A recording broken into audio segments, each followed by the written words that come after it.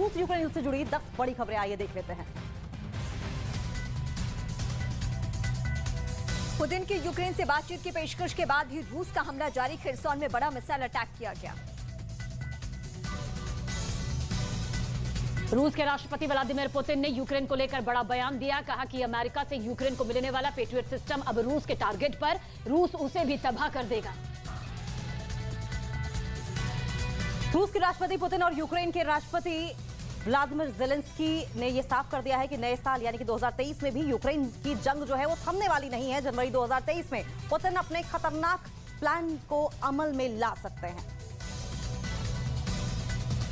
नए साल पर यूक्रेन रूस युद्ध और खतरनाक हो सकता है। रूस की सेना यूक्रेन के खिलाफ जनवरी से परमाणु बम ले जाने की क्षमता रखने वाली ज़िरकॉन का भी इस्तेमाल कर सकती है।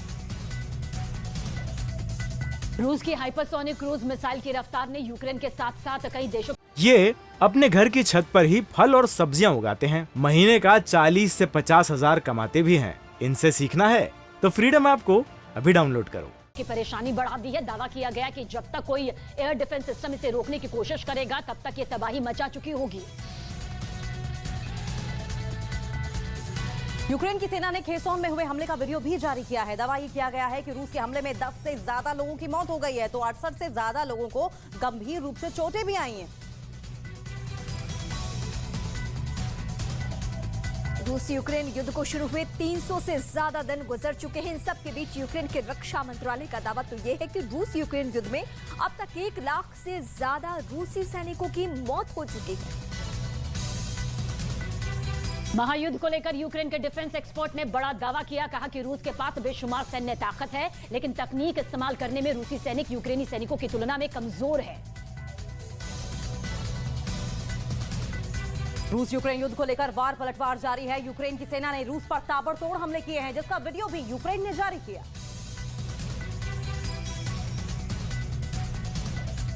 यूक्रेन ने रूस के एयरबेस पर ड्रोन से हमला किया। ड्रोन हमले में रूस के 3 सैनिकों की मौत का दावा किया गया है।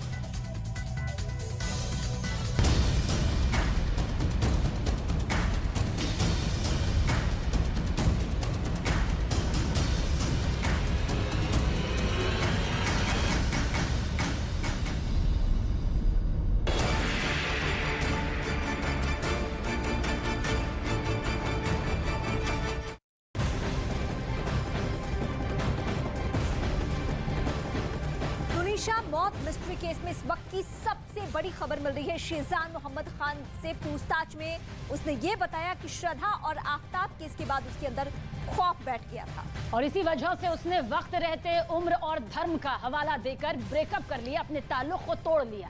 ग्वालियर पुलिस स्टेशन के सीनियर पुलिस अधिकारी ने न्यूज 18 इंडिया से फोन पर इस बात की पुष्टि भी की है।